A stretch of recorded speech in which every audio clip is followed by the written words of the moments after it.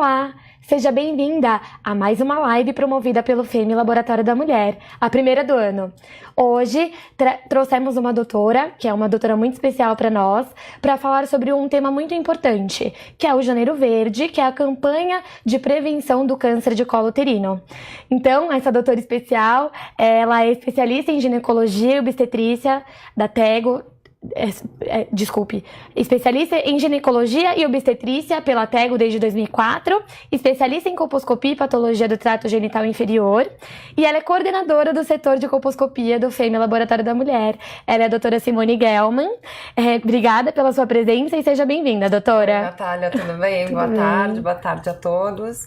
Eu queria agradecer essa participação, para divulgar essa campanha, ajudar a divulgação da campanha do câncer de colo uterino. É um câncer tão importante para as mulheres e é um câncer que pode ser precocemente diagnosticado, ele pode ser tratado e ele já tem até vacinas, Então ele é muito importante ser divulgado pela apresentação mesmo de como ele pode ser conduzido, Lembrando às nossas internautas que ao final da live responderemos todas as questões e as dúvidas, então se você tem alguma dúvida pode deixar no comentário da live que a gente vai fazer a maior questão de responder. Então, para começar, doutora, vamos explicar para todo mundo o que é o câncer de colo uterino.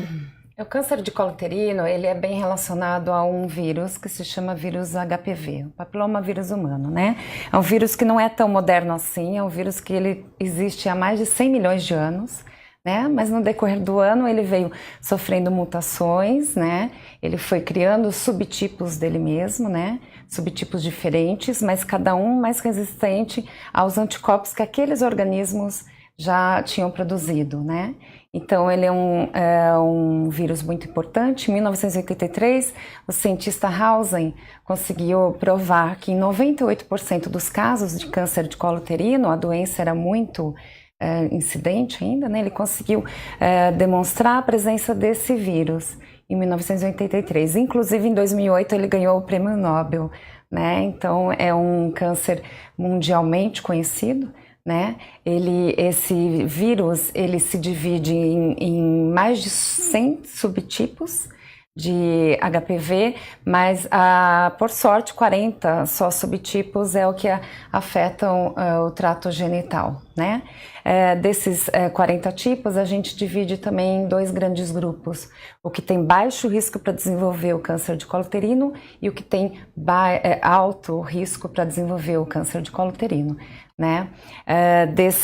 A infecção do vírus é um processo simples também, um processo viral simples, A transmissão acontece através de relações sexuais, através das secreções das mucosas, tanto oral quanto vaginal, e através também do parto normal, O feto pode entrar em contato com algumas lesões, O bebezinho que está nascendo, e também por fomites, Fomites seria assim, um empréstimo de uma roupa que não foi lavada por outra mulher, mulheres que às vezes têm uma intimidade familiar, alguma coisa, então existe essa pequena taxa de transmissão também.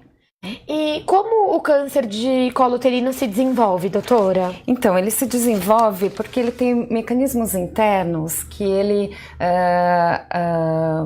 entra na célula do hospedeiro, na célula da pessoa, E ele acaba desenvolvendo formas de enganar essa célula, Ele engana o controle de qualidade. A célula, naturalmente, a imunidade dela, ela tem uma espécie de um controle de qualidade que não deixa desenvolver células com defeitos, porém ele tem a capacidade de chegar perto dela, ele usa o DNA dela para replicar o DNA dele, E com isso ele também engana um mecanismo e deixa ela proliferar a célula defeituosa, que vai desenvolver o câncer de colo uterino, Então ele desenvolve assim. Essas células que têm baixa imunidade, que facilmente podem ser enganadas e que se proliferam muito rápido, elas têm locais específicos do corpo. Um deles é o colo uterino, outro local é o ânus, um pouco mais internamente, e também na orofaringe, né? Então existem fatores de promoção do HPV. Os fatores de promoção iniciar a vida sexual precocemente, meninas muito jovens, né? Elas entram em contato com HPV. Também há outro fator de promoção é o número de parceiros, né? Normalmente a gente vê as jovens com maior número de parceiros ou até promiscuidade, né? Também contato com doenças sexualmente transmissíveis, outras doenças podem provocar naquela região alguns traumas, alguma dificuldade que a imunidade também tenha que trabalhar e facilitando mais ainda para HPV, né? Outra coisa, as mulheres que usam anticoncepcional, elas também têm algum efeito, né, do anticoncepcional, talvez facilitar um pouquinho, mas também essas mulheres, elas usam menos preservativos, elas têm mais relações sexuais, elas podem até ter mais parceiros também, né? Uma coisa que leva a outra. E também os fatores de progressão, né, do HPV, tá? Então, é a persistência viral, né? Então, como que fica a persistência viral naquela região? Fica sem a prevenção, fica... quanto mais relações ela tem com outros tipos de parceiro, ela pode ter contato com outros vírus, né, ou outros subtipos, né? Também tem a imunossupressão, né? Pacientes com doença crônica, pacientes portadoras de HIV, né, pacientes que usam corticoide por tempo prolongado, elas têm a imunidade, elas têm a defesa do corpo diminuída, né? Então esse caso também pode ajudar a progressão dele, né? Ele sente uma facilidade, né, para crescer naquele organismo, tá? Também o tabagismo, né? O tabagismo e HPV, eles não se combinam, né? O tabaco, ele tem diversos, né, componentes tóxicos para o corpo, não só na região de pulmão, mas também em todo o corpo. E esses componentes tóxicos, eles também diminuem a imunidade da pessoa, né? Então é isso. E o estado nutricional da paciente, né?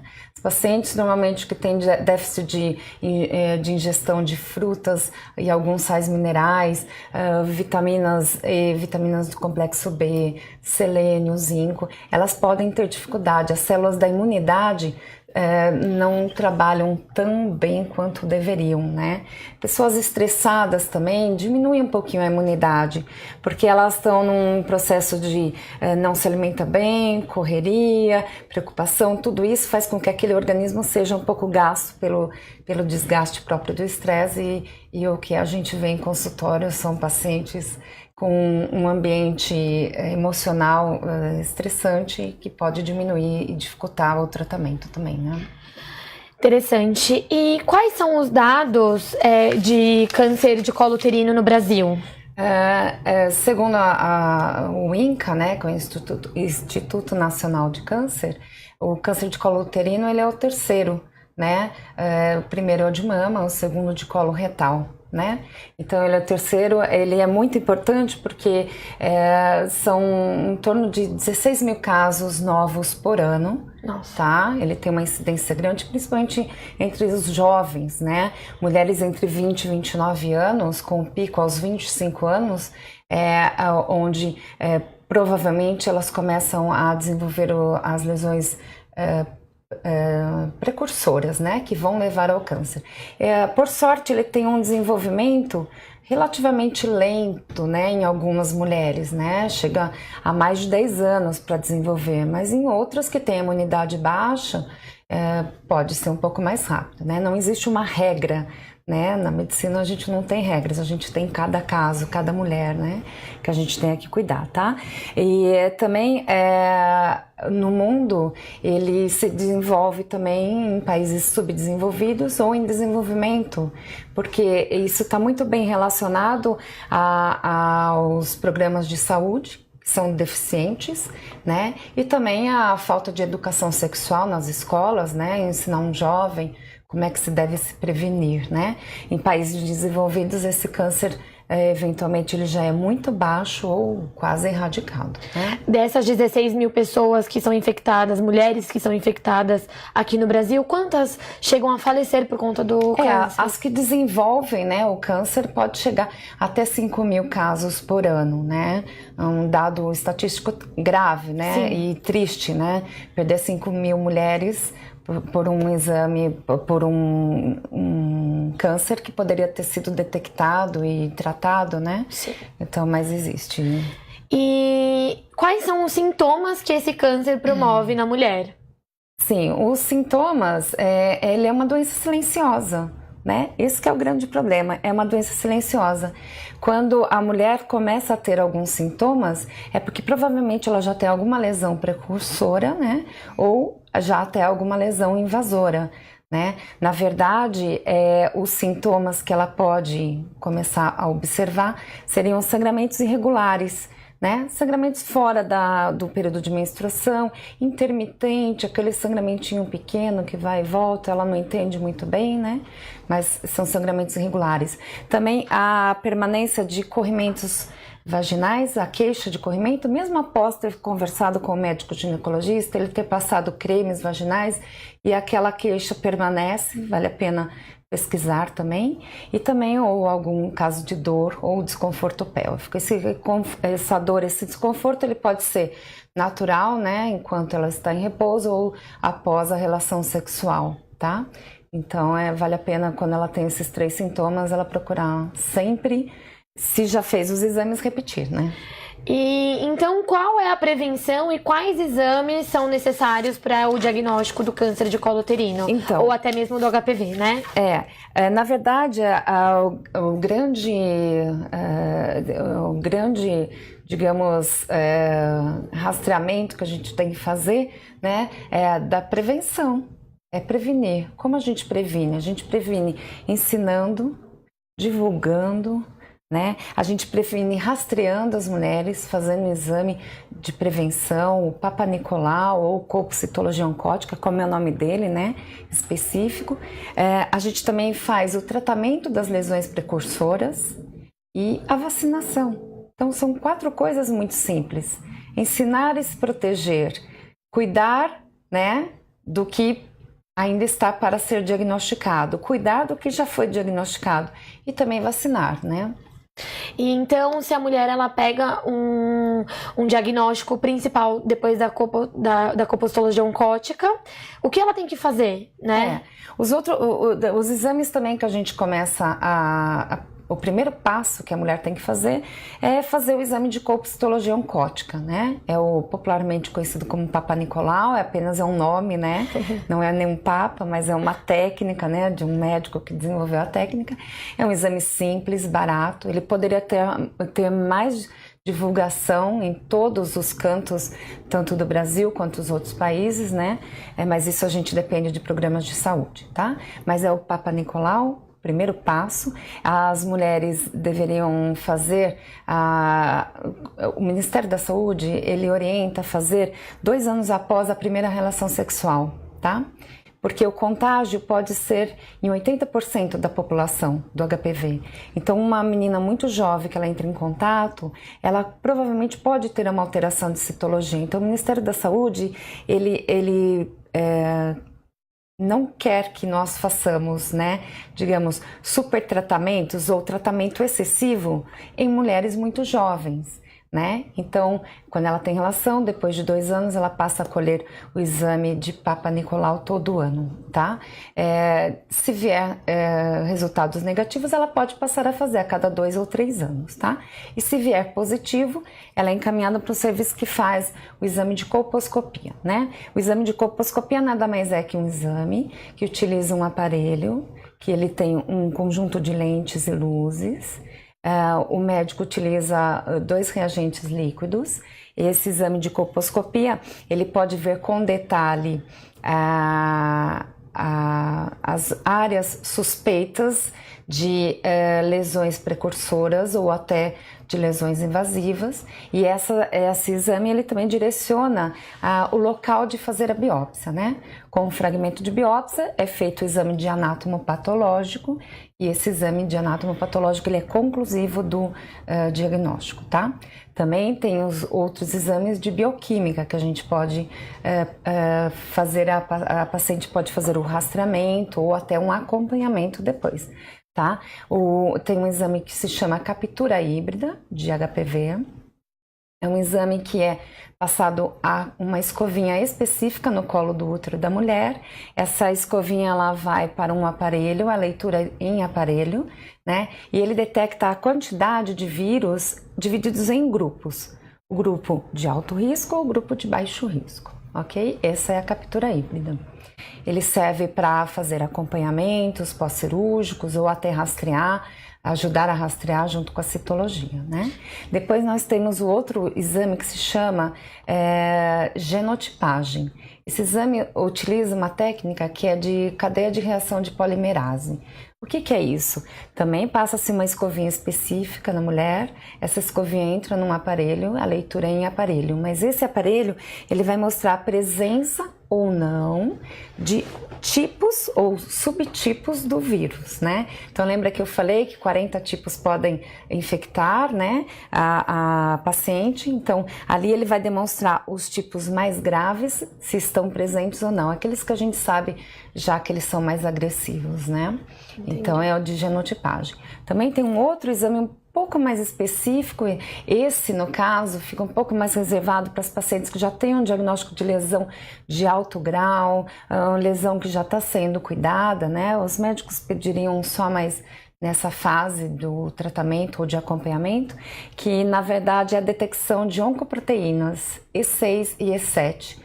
A gente sabe que o vírus ele produz algumas proteínas, isso já foi comprovado em laboratório, e essas dois tipos de proteínas que a gente detecta se há ou não, a gente vai saber se aquele caso ele vai desenvolver com agressividade ou não, ou se ele vai ter uma proliferação mais rápida ou não, né? E então são esses três de bioquímicos, né? Tá. E quando a paciente ela tem esse diagnóstico de HPV nas mãos, ela precisa se desesperar, ela se acalma, o que ela tem que fazer? Não, em primeiro lugar, ela tem que procurar um médico, né? Não adianta procurar amiga, não adianta procurar a rede social, que ninguém vai explicar o caso dela, né? Que nem eu disse assim, cada caso ele é específico, ele é individual, né? Então ela deve procurar um médico, o médico calmamente no consultório vai explicar, né, o que é aquele resultado. Há resultados negativos, há resultados que são positivos, mas são uns positivos muito fraquinhos, coisas que têm uma remissão espontânea, quer dizer, vai diminuir tudo aquilo, né? Então a paciente que tem um resultado positivo, ela deve levar ao médico. E mesmo que ele explique para ela que tem conduta expectante, que é só acompanhamento, é só repetir em 6 meses, ela deve manter a calma e seguir a conduta do médico, né? Tá? E se ela tiver realmente um positivo com gravidade, um positivo que mostre que tenha lesões que tenham que ser tratadas, confiar no médico, que tem que ser tratado. Lembra que uma das coisas que eu falei é tratar as lesões precursoras. Quando a gente trata lesões que estão iniciando, a gente evita que elas se transformem em câncer, né? Então, se ela tiver algum diagnóstico, corre para o médico, fala tudo para ele, ele vai contar para ela, mas mantenha a calma, confie. Eu acho que uma coisa muito importante entre médico e paciente é a relação médico-paciente. Principalmente na ginecologia, né? Há pacientes que se identificam com você, outros pacientes que não se identificam, porém, essa ligação é muito importante, é de confiança, é saber que a médica que está dizendo para você que não precisa fazer nada naquele momento, é a confiar nela. Né? Tá? Muito legal. Agora eu vou abrir para as perguntas, então eu já tenho algumas aqui que a gente pegou do Instagram. A senhora Stephanie, ela perguntou: o câncer de colo de útero afeta a partir de qual idade? Bom, a idade que ela começa a ter relação sexual, né? Tá. Como eu disse, é um vírus que já afeta 80% da população sexualmente ativa, né? Praticamente 80% da população já entrou em contato com o vírus, mas a imunidade, a defesa de cada corpo elimina ele e não, né? Como gosto de fazer essa analogia, é como se fosse o vírus da gripe. Todos nós já entramos em contato com o vírus da gripe. Sim. Alguns ficam resfriados, outros não. Vai depender daquele organismo, né? Então, a idade que ela passa a ter contato, a idade que ela tem relação sexual, né? Seja com um parceiro ou mais parceiros, né? Se ela vai desenvolver alguma coisa ou não, vai depender da imunidade dela, né? Certo. Tem aqui uma outra, Anitta Garibaldi, ela questionou: quem toma anticoncepcional ou usa DIU está livre de ter um câncer de colo do útero? Não está livre de ter, né? São coisas completamente distintas, inclusive, né? Quem usa o DIU, ela tá lá usando o DIU para prevenção de uma gravidez, né? Ou usar o hormônio daquela forma por algum outro motivo. E o anticoncepcional também, a mulher usa o anticoncepcional primeiramente para evitar gravidez ou para algum outro tratamento que ela esteja fazendo, mas isso não é preventivo, ele não é. Inclusive as mulheres que usam anticoncepcional, eventualmente elas não se previnem com os preservativos. E isso é uma causa que mostra que elas não estão prevenidas mesmo. Certo. A Carol questionou: ter o útero retrovertido tem alguma ligação ou maior chance de ter HPV? Não.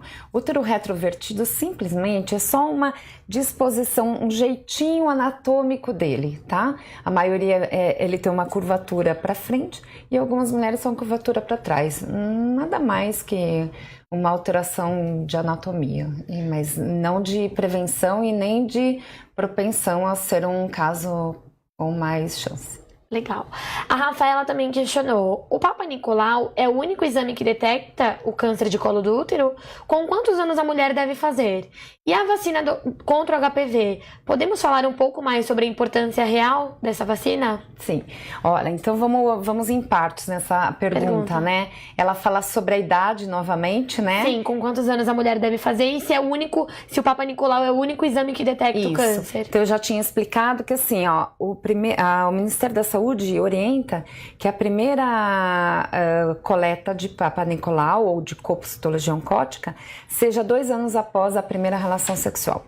Isso depende também, se a menina faz algum acompanhamento já com o ginecologista e, sei lá, por critério dele, ela tem que fazer antes, pode ser feito. Eu estou dizendo em forma de Programa Nacional de Saúde. Sim. Né? Então ela pode aguardar um pouquinho, como ela pode já colher assim que ela tiver as primeiras relações. Mas não é para assustar caso ela tiver alguma citologia um pouco positiva, tá? A outra parte da pergunta dela é... da vacina contra o HPV, qual é a real importância dela? A vacina do HPV, ela é importante, tá? Inclusive é um câncer que já conseguiram desenvolver vacina. Eu pretendo que eles desenvolvam mais, que os nossos netos ou bisnetas tenham vacina para todos os cânceres, né? Mas o que é importante saber dessa vacina? Primeiro, ela tem que ser tomada... principalmente nas jovens que nunca tiveram relação sexual, né? Isso é o mais importante, porque ela é uma vacina formada por 4 tipos de vírus. Ela é uma quadrivalente ou tetravalente, como quiserem chamar. Então, esses 4 tipos de vírus, ele é introduzido através de vacina e o corpo, ele produz os anticorpos contra aqueles 4 vírus. Porém, a gente sabe que naquela produção da imunidade no corpo podem haver reações cruzadas. Então, o organismo ele pode produzir anticorpos para os 4 principais tipos, porém, para alguns outros que são muito parecidos, etc. Então, ele abre um leque de proteção. É muito válido, sim, tanto que está aí na rede pública, na rede de clínicas privadas. Temos que vacinar as crianças a partir de 9 anos, 11 anos, 9 anos a 14, 11 a 16, né? Tem uma pequena diferença entre meninos e meninas, mas eu acho que a partir dos 9 fica realmente todo mundo mais tranquilo e então é muito mais válido. Agora, as meninas que já tiveram relação sexual com alguns parceiros, podem tomar também, podem tomar, mas não significa que não vai ter contato e que não há problema depois com HPV. Lembra que são 100 subtipos, 40 que podem, né? E etc, tá? Para finalizar aqui as perguntas, a Laís questionou: minha mãe teve câncer no colo do útero. Eu tenho mais chances de desenvolver também? Não necessariamente. Esse câncer ele não tem relação, né, com a genética da paciente, tá? Ele tem relação com o contato sexual desse vírus e com a imunidade desse corpo, desse organismo ao combate dele, né? Tem mulheres que têm imunidade muito boa, elas podem ter tido contato e nunca vão ter um Papa Nicolau positivo. Agora, há mulheres que às vezes no primeiro contato já tiveram contato com um dos subtipos mais agressivos, que é o 16 ou 18, eles podem já ter tido contato com esses dois tipos e ela ter a infelicidade de ter uma imunidade suprimida, então ela pode desenvolver, mas entre mãe e filha não, tá? O contato entre mãe e filha pode haver quando é um bebê nascendo por via de parto normal e a mulher com lesões, tá? Se ela só teve história lá atrás da vida dela, não tem a ver com o parto normal. Eu digo se ela estiver com lesão e o bebê passar pelo canal de parto, tá? No caso dela que já é grande, pelo que eu tô entendendo a pergunta, sim, né? Não tem relação. Ela pode ficar tranquila, mas ela tem que se prevenir. Certo. E aí, então, doutora, para finalizar, eu queria que a senhora passasse uma mensagem para todo mundo que está acompanhando a live. Olha, eu queria deixar como mensagem assim, né? O HPV, todo mundo que quer ter informação sobre ele tem muita informação, é na internet, programa de TV, no consultório médico, em vários. As pessoas procuram muito informação, mas não é baseado na informação que vai curar ou prevenir, é fazendo o exame.